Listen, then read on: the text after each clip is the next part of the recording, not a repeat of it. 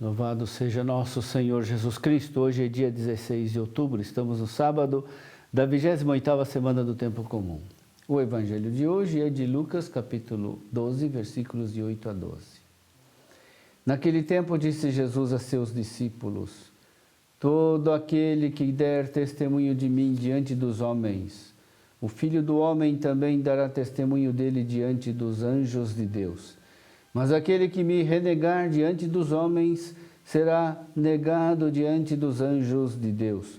Todo aquele que disser alguma coisa contra o Filho do Homem será perdoado. Mas quem blasfemar contra o Espírito Santo não será perdoado.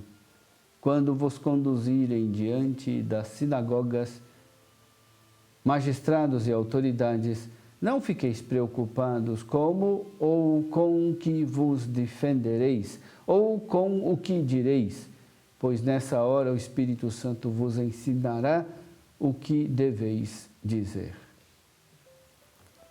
Meu irmão, minha irmã, no Evangelho de hoje, Jesus prevê que os seus apóstolos terão que enfrentar reações de hostilidade. A hostilidade, porém, não impedirá a missão. Comparecendo nas sinagogas e nos tribunais civis, levarão o testemunho de fé ao mundo, ao ambiente secular e também ao religioso. Jesus garante que o testemunho terreno dos discípulos chegará aos céus. Assim como eles reconhecem o Filho do Homem na terra, também o Filho do Homem os reconhecerá diante dos anjos de Deus. Jesus não promete aos missionários a serenidade nem a imunidade diante da violência e da rejeição, mas lhes assegura a vitória sobre o medo, cuja fonte se encontra na vitória de Jesus sobre a morte. A Páscoa será, para Jesus e para os discípulos, a experiência dessa vitória.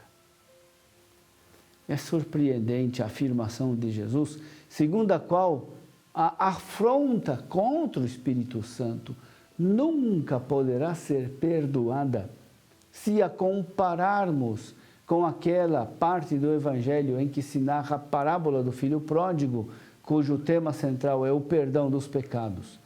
Tal ensinamento, porém, deveria ser interpretado à luz da compreensão particular da noção de missão cristã, segundo Lucas. Os seguidores do Filho do Homem vão rejeitá-lo no momento em que ele é preso, como o testemunha a negação de Pedro, o primeiro dos seus apóstolos. Pedro não consegue reconhecer, nem aderir completamente a Jesus, porque ainda não assistiu à sua paixão, nem à sua ressurreição, e ainda não recebeu o Espírito Santo no Pentecostes. Todavia, essa infidelidade é perdoada a Pedro mediante a saudação do Senhor ressuscitado. A paz esteja convosco. E também através do amor. Simão, tu me amas?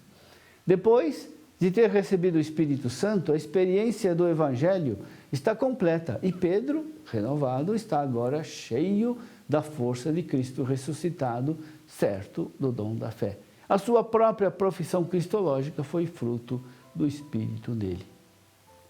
O pecado contra o Espírito Santo não pode ser perdoado, não porque Deus não queira perdoar, mas porque esse pecado consiste em não reconhecer o Salvador. Quem comete o pecado contra o Espírito Santo não reconhece Jesus, nem se dispõe a se arrepender. O pecado contra o Espírito Santo é o endurecimento na cegueira de quem se julga justo, sem a necessidade de Jesus para ser justificado. É o pecado de quem não se reconhece pecador e por isso pensa não precisar do perdão.